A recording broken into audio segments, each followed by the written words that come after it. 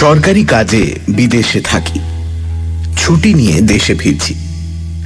সাঁওতাল পরগনার যে জায়গায় আমার কর্মস্থল ছিল সেখান থেকে রেল স্টেশন যেতে হলে প্রায় 30 মাইলের ওপর পথ পার হতে হয়। পাহাড়ি পথ, এক মাইল হচ্ছে 2-3 মাইলের ধাক্কা। তার উপর রাতের বেলায় পথে বাঘ ভাল্লুকের সঙ্গে আলাপ হওয়ার সম্ভাবনাও কম নয়। সকাল বেলায় বেরোলেও মাঝপথে সন্ধে হবেই। তখন একটা আশ্রয়ের দরকার। কাছাকাছি স্থানীয় রাজার একটা শিকার কুঠি ছিল। রাজা বা তাঁর বন্ধুরা শিকারে বেরোলে এই কুঠি হতো তাঁদের প্রধান আস্তানা। রাজার ম্যানেজারের সঙ্গে আলাপ ছিল। তাঁকে গিয়ে অনুরোধ জানালাম শিকার কুঠিতে একটা রাতের জন্য আমায় মাথা গোঁজার জায়গা দিতে হবে। ম্যানেজার বললেন, এখন শিকারের সময় নয়, কুটি খালি পড়ে আছে, আপনি এক রাত কেন 1 মাস থাকতে পারেন। এখানকার পুলিশ সুপারিনটেন্ডেন্ট টেলার সাহেবও আজ রাতটা সেখানেই বিশ্রাম করবেন। কুটিতে আরো ঘর আছে, আপনার থাকার অসুবিধা হবে না। কিন্তু কিন্তু কি? কিন্তু আপনি সেখানে রাত কাটাতে পারবেন কি? কেন পারবো না? লোকের মুখে শুনি কুটিতে নাকি অপদেবতার ভয় আছে। অপদেবতা? হ্যাঁ, অপদেবতা ছাড়া আর কি বলবো বলুন। কুটির পাশেই শালবনের ভেতর সাঁওতালদের এক ভুতুড়ে দেবতা আছে। সেই দেবতা নাকি ভূতের রাজা। তার ভয়ে সাঁওতালরা পর্যন্ত সন্ধ্যার পর ও পাড়া মারায় না। তারা বলে তাদের দেবতা নাকি রাতের বেলায় কুটির ভেতর ঘুমোতে আসে। আমি হো হো করে হেসে উঠলাম। বললাম, বেশ তো, মানুষ হয়ে দেবতার সঙ্গে রাত্রিবাস করব, এটা তো মস্ত পুণ্যের কথা, আমি রাজি। ম্যানেজার বললেন, আমি অবশ্য সব ছেলে মানুষই কথায় ততটা বিশ্বাস করি না, তবু বলা তো যায় না।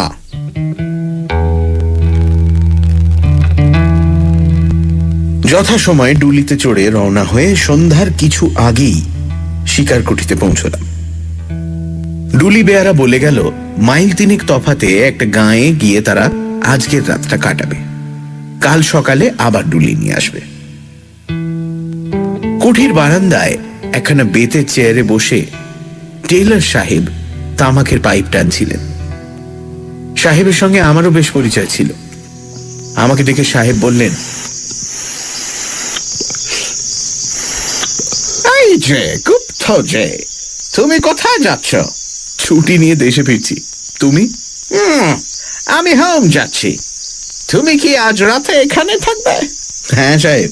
ফাইন ফাইন, দুজনে একসঙ্গে রাত কাটানো যাবে, ভালোই হলো। 2 জন কেন সাহেব, 3 জন। 3 জন আবার খেয়ে? তুমি কি আমার অর্ডারলি কথা বলছো নাকি? ওকে আমি মানুষের মধ্যে গণ্য করি না। না সাহেব, তোমার আর্দালির কথা বলছি না। তবে কি কুঠির দারোয়ানের কথা ভাবছো? সে তো রাত্রে এখানে থাকে না।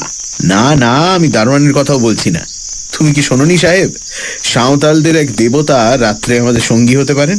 আহা, হ্যাঁ শুনেছি বটে, তবে সে রূপকথার এক বর্ণ আমি বিশ্বাস করি না। তুমি করো নাকি? করলে এখানে রাত কাটাতে আসি। টেলার পাইপে 3-4টে টান মেরে বলল, দেখো গুপ্ত, সাঁওতালদের এই দেবতাটিকে আমি দেখেছি। এমন বিভৎস দেবতা পৃথিবীতে আর 2টি নেই। তাকে দেখে আমার ভারী পছন্দ হয়েছে। পছন্দ হয়েছে?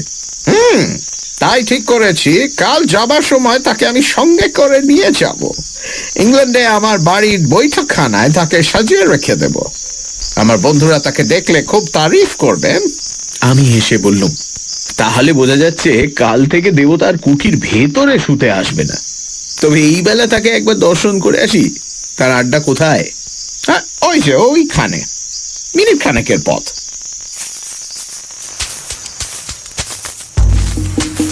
পায়ে পায়ে এগিয়ে গেল। কুঠির পাশেই অনেকগুলো শাল গাছ দল বেঁধে দাঁড়িয়ে আছে। তাদেরই ছায়ায় একটা পাথরের ঢিপির ওপর মানুষের মতো উঁচু একটা মূর্তি দেখতে পেলাম। মূর্তিটা রং করা কাঠের। তার দেহ মাপে মানুষের মতন বটে, কিন্তু তার মুখ দানবের মতো প্রকাণ্ড। আর সে মুখের ভাব কি ভয়ঙ্কর! দেখলেই বুকের কাছটা ছ্যাঁত করে ওঠে। মাথার চুলগুলো সাপের মতো ঝুলছে, কান দুটো হাতির মতন, মুখখানা খানিক সিংহ আর খানিক ভাল্লুকের মতন।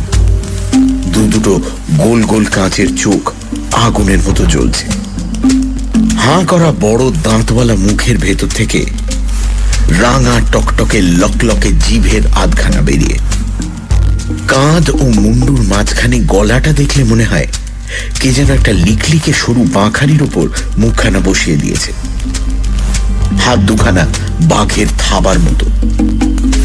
কোমরের কাছ থেকে পা পর্যন্ত দেহের কোনো অঙ্গ দেখা যাচ্ছে না। কাঠকে খুদে আর কোনো অঙ্গ গড়াই হয়নি। মূর্তির গায়ের রং আলকাতরার মতো কালো, আর মুখের রং খানিক সাদা, খানিক তামাটে ও খানিক হলদে। ভাবলুম এই মূর্তি যদি সত্যি সত্যি রাতে কুটির ভেতরে ঘুমোতে আসে, তাহলে আমাদের ঘুম এই জীবনে আর ভাঙবে কি?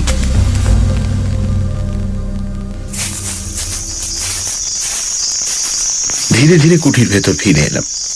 টেইলর পশ্চিমের আকাশের দিকে তাকিয়ে কি যেন দেখছিল। আমাকে দেখে বলল, গুপ্ত, খুব ঝড় বৃষ্টি আসছে। সত্যি কথা, পশ্চিমের আকাশখানা অচম্বিতে ঠিক যেন কালো কোষ্টি পাথরের মতো হয়ে গেছে। ঝড় উঠতে আর দেরি নেই।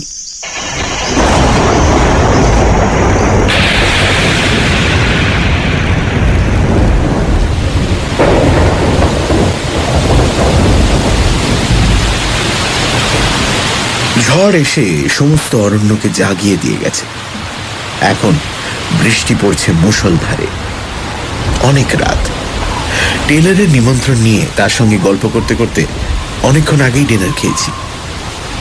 এখন টেলর তার ঘরে হয়তো দিব্যি আরামে নিদ্রা দিচ্ছে, কিন্তু আমার চোখে ঘুম নেই। ভূত টুত কিছু মানি না, তবু কেন জানি না মনটা কেমন খুঁতখুত করছে। রাজার সেই ম্যানেজারের কথাগুলো আর সাঁওতালি দেবতার সেই ভয়ানক মুখখানা মনের ভিতর দিয়ে ক্রমাগত আনাগোনা করছে। যত তাদের বলবার চেষ্টা করি আজে বাজে নানান কথা ভেবে, তত তারা মনের ওপর চেপে বসে, নরম মাটির ওপর ভারী পায়ের দাগের মতো। বাইরে বৃষ্টি ঝরে চলেছে।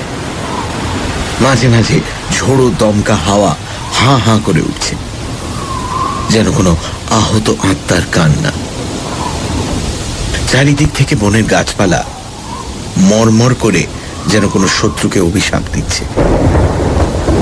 তারই ভেতর থেকে একবার শুনলুম হায়নার অট্টহাসি,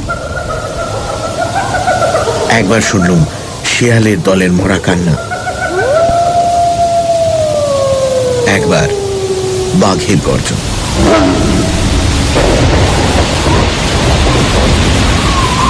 হঠাৎ আমার ঘরের দরজার উপর দুম দুম করে আঘাত হল।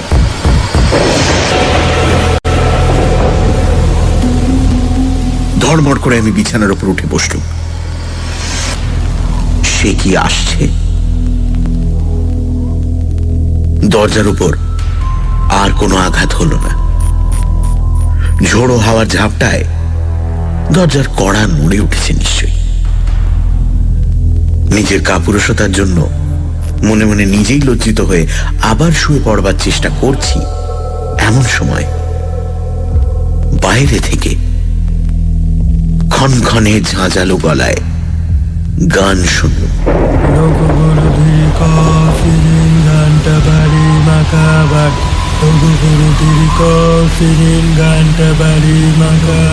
এ তো সাঁওতালি ভাষা, নিশ্চয়ই কোনো সাঁওতাল গান গাইছে। কিন্তু এত রাত্রে এমন ঝড় বাদলে এই হিংস্র জন্তু ভরা গভীর অরণ্যের মধ্যে কে সাঁওতাল মনের আনন্দে শখ করে গান গাইতে আসবে? আবার দরজার উপর ঘন ঘন আঘাত হল, এবারে আরো জোরে। আমার সমস্ত শরীর রোমাঞ্চিত হয়ে উঠল। এ তো ঝড়ের ধাক্কা নয়, এই যে সত্যি সত্যি কে দরজা ঠেলে চলেছে। তবে কি সে এসেছে? তবে কি সে এখন ঘুমোতে এসেছে? আবার গান শুন। এবার আমার খুব কাছে, একেবারে কুঠির বারান্দার ওপর। সেই তীব্র ক্ষণক্ষণে গলার আওয়াজ। হঠাৎ উল্টো বিপদ। কুঠির ভেতর দিককার দরজায় ঘন ঘন আঘাত। ভেতরে বাইরে বিপদ দেখে প্রায় যখন হাল ছেড়ে দিয়ে বসেছি, এমন সময় শুনলুম, দরজা খোলো শিগগিরই। তো টেলরের গলা। হ্যাঁ, বাঁচলুম। তাড়াতাড়ি উঠে দরজা খুলে দিল। টেলর হুড়মুড় করে ঘরের ভেতর ঢুকে পড়ল।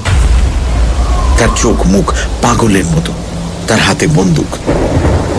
আমি তাকে দু হাতে চেপে ধরে বললুম, মিস্টার টেলর, কি হয়েছে? এত রাত্রে কি দরকার তোমার?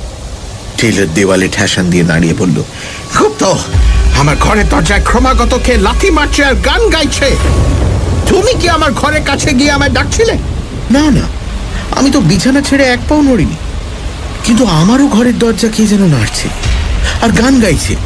ওই ওই শোনো।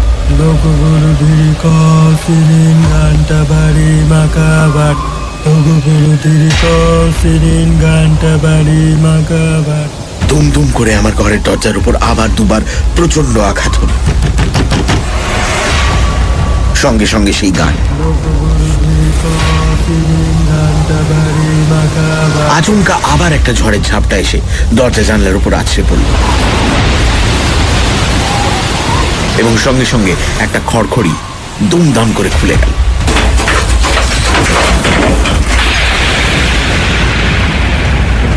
সঙ্গে সঙ্গে বিদ্যুতের আলোয় স্পষ্ট বুঝলাম বারান্দার ওপর কার একটা জীবন্ত ছায়া মূর্তি দাঁড়িয়ে রয়েছে। ও কে? ও কি সেই যে প্রতি রাত্রে এখানে ঘুমোতে আসে? আমার মাথার চুলগুলো যেন খাড়া হয়ে উঠল। টেলরের বন্দুক দুম করে গর্জে উঠল, এবং সঙ্গে সঙ্গে ছায়ামূর্তিটা সাত করে বারান্দার এক পাশে আমাদের চোখের আড়ালে সরে গেল। টেলর চেঁচিয়ে উঠল, গুপ্ত, গুপ্ত, জানলা বন্ধ করে দাও, জানলা বন্ধ করে দাও। পা চলতে চাইছিল না, কিন্তু পাছে টেলর মনে করে বাঙালি কাপুরুষ। সেই ভয়ে নিজের সমস্ত দুর্বলতাকে দমন করে আমি জানলার পাল্লা দুটো আবার বন্ধ করে দিলাম। টেলর টলতে টলতে আমার বিছানার ওপর গিয়ে বসে পড়ল। গুপ্ত, কিছু মনে করো না, আমি আজ তোমার বিছানাতে তোমার সঙ্গে রাত কাটাবো। বাইরে আবার কে যেন গাইল।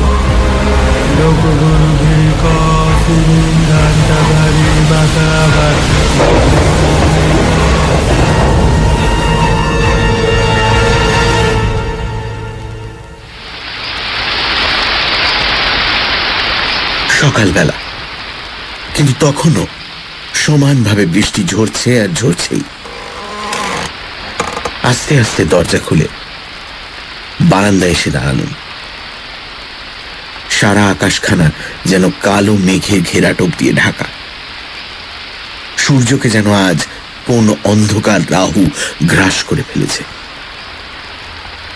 যত দূর নজর চলে, খালি দেখা যায় অগণ্য শ্যামল তরুর বিরাট সভা আর শৈলমালার গর্বোন্নত শিখর, এবং তারই ভেতরে এসে পড়ছে তীরের চকচকে ফলার মতো বৃষ্টির অশ্রান্ত ধারাগুলো। কোথাও পশু পাখি, কীট পতঙ্গ বা কোনো জীবের চিহ্ন পর্যন্ত নেই। পথের ওপর দিয়ে ক্রুদ্ধ জলস্রোত যেন কোন অদৃশ্য শত্রুকে বেগে আক্রমণ করতে ছুটে চলেছে। হঠাৎ বারান্দার এক কোণে চোখ গেল। কাপড় মুড়ি দিয়ে কে একজন শুয়ে রয়েছে। কাছে গিয়ে ডাকলুম, এই কে তুই? এই এই কে তুই? বার কয়েক ডাকাডাকির পর কাপড়ের ভেতর থেকে একখানা সাঁওতালি মুখ বেরোলো। হ্যাঁ, বলেন কর্তা। কিরে, কে তুই? আমি ঠাকুরের পূজারি গো। ঠাকুর? কে ঠাকুর? যিনি এই শালবনে থাকেন। তো এখানে কি করছিস? ঠাকুর রোজ রাতে এখানে ঘুমোতে আসেন গো, তাই আমিও তার সঙ্গে সঙ্গে আসি। কাল রাত্রে তুই তাহলে দরজা ঠেলছিলি? আমিও ঠেলছিলাম, ঠাকুরও ঠেলছিলেন গো। আর গান গাইছিল কে? আমি। এমন সময় টেইলরও ঘরের ভেতর থেকে বেরিয়ে এলো। তাকে সব কথা খুলে বললুম। টেইলর তো শুনেই মহাকাপ্পা। Why, you little piece of singing in the night, eh? I'm going to show you. ঘুষি পাকিয়ে পুরুতের দিকে ছুটে যাবে মাত্র সে এক লাফে বারান্দার রেলিং টপকে বাইরে পড়ে বনের ভেতর অদৃশ্য হয়ে গেল। টেইলর বলল, রাস্কাল, তাকে ধরতে পারলে একবার দেখিয়ে দিতুম। উফ, সারা রাত কি অশান্তিতে কেটেছে। আমি বললুম, আরে যাকে যা হওয়ার হয়ে গেছে, কিন্তু প্রশ্নটা হচ্ছে এখন আমাদের কি হবে? কুটির দরওয়ানও এলো না, ডুলি বেয়ারাও এই দুর্যোগে বোধহয় আসবে না, আমরা যাব কেমন করে? আমাকে যেমন করেই হোক আজ যেতেই হবে। বম্বে যাবার টিকিট পর্যন্ত আমি কেটে ফেলেছি। উপায় থাকলে তোমাকেও আমি স্টেশন পর্যন্ত নিয়ে যেতুম, কিন্তু আমার 2 সিটার গাড়ি, আমি আর আমার অর্ডারলি। তুমি তোমার চাকর, তোমার মালপত্র অতটুকু গাড়িতে তো ধরবে না, কাজেই তোমাকে এখানে ফেলে রেখেই আমাকে যেতে হবে। অর্ডারলি!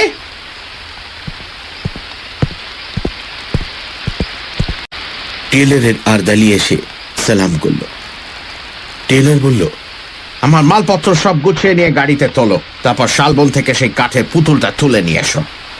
আমি বললুম, তুমি কি সত্যি সত্যি ওই পুতুলটা ইংল্যান্ডে নিয়ে যেতে চাও নাকি? অফকোর্স, আমার যে কথা সেই কাজ।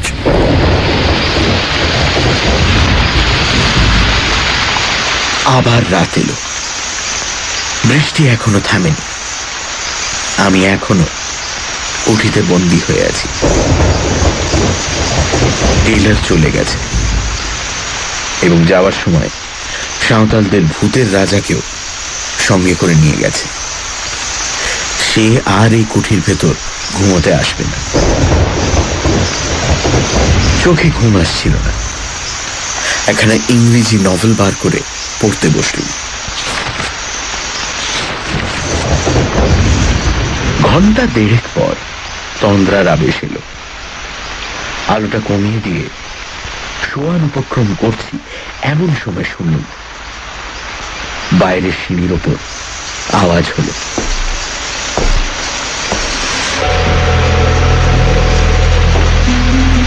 ঠিক যেন কাঠের আওয়াজ।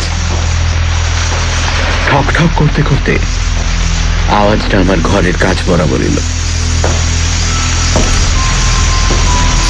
তারপর দরজার উপর শুনলাম ধাক্কার পর ধাক্কা।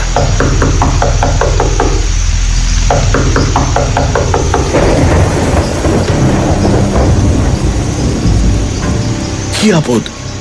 টেইলর তো পুতুলটাকে নিয়ে কোন সকালে বিদায় হয়েছে। এ আবার কে জ্বালাতে এলো? নিশ্চয়ই সেই সাঁওতাল পুরুত ব্যাটা। সে হতভাগা রোজ রাত্রে এইখানে আরাম করে ঘুমোয় আর চারিদিকে রটিয়ে দেয় যে কুঠির ভেতর ভূতের রাজা শুতে আসেন। ধাক্কার জোর ক্রমে বেড়েই চল। একবার ভাবলুম দরজা খুলে পুরুতটাকে লাথি মেরে তাড়িয়ে দিই। তারপর মনে হলো সেটা ঠিক হবে না। এই দুর্যোগে বিজন জঙ্গলের ভেতরে রাত্রে একলা আমি এখানে আছি। যদি কোনো দুষ্টু লোক কুমতলবে এসে থাকে। বন্দুকটা নিয়ে দরজার কাছে গিয়ে দাঁড়ানো। দরজার এক জায়গায় একটা ফুটো ছিল। বন্দুকের নলটা সেইখানে রেখে চেঁচিয়ে বললুম, কে আছো চলে যাও, নইলে আমি এক্ষুনি বন্দুক ছুড়ব। কোনো জবাব নেই। দরজার উপর ধাক্কাও থামল। এখনো আমার কথা শোনো, নইলে কিন্তু।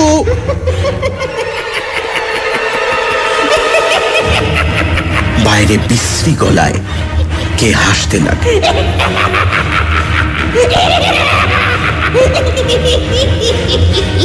আমি বন্দুকের ঘোড়া টিপে দিলাম।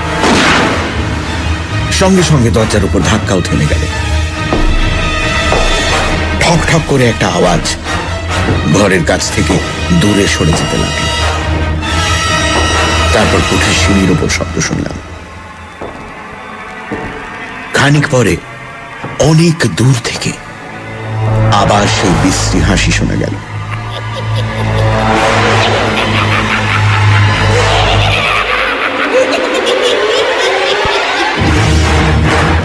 সে হাসি অমানসিক, শরীরের রক্ত যেন জল করে দেয়।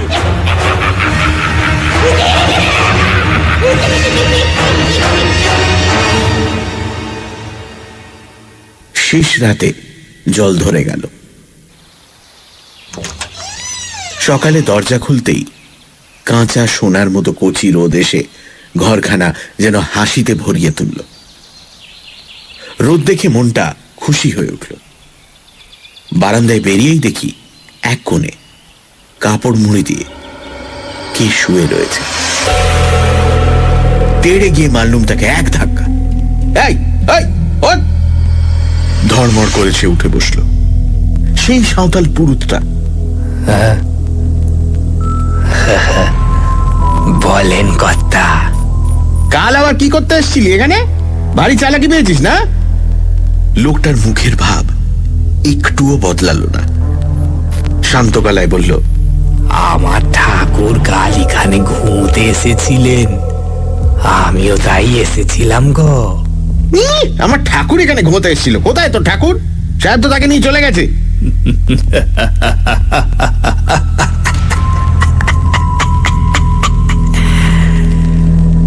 আমার ঠাকুর যেখানে থাকেন সেখানেই আসেন। মিথ্যে কথা, আমি নিজের চোখে দেখেছি টেলার তাকে নিয়ে চলে গেছে।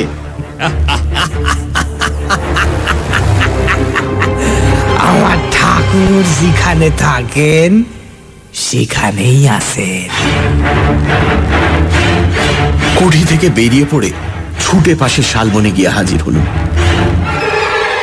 সবিস্ময়ে দেখলুম ভূতের রাজা চোখ পাকিয়ে লকলকে জিভ বার করে ঠিক সেইখানেই দাঁড়িয়ে আছে।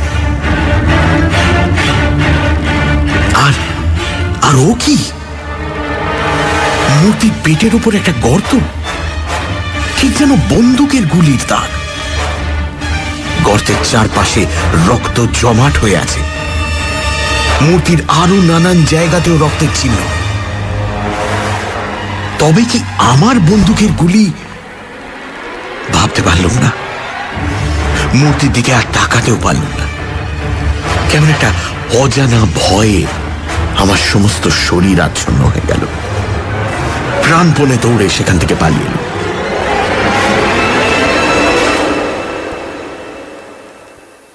কলকাতায় ফিরে এসেই খবরের কাগজে এই বিবরণটি পড়ল।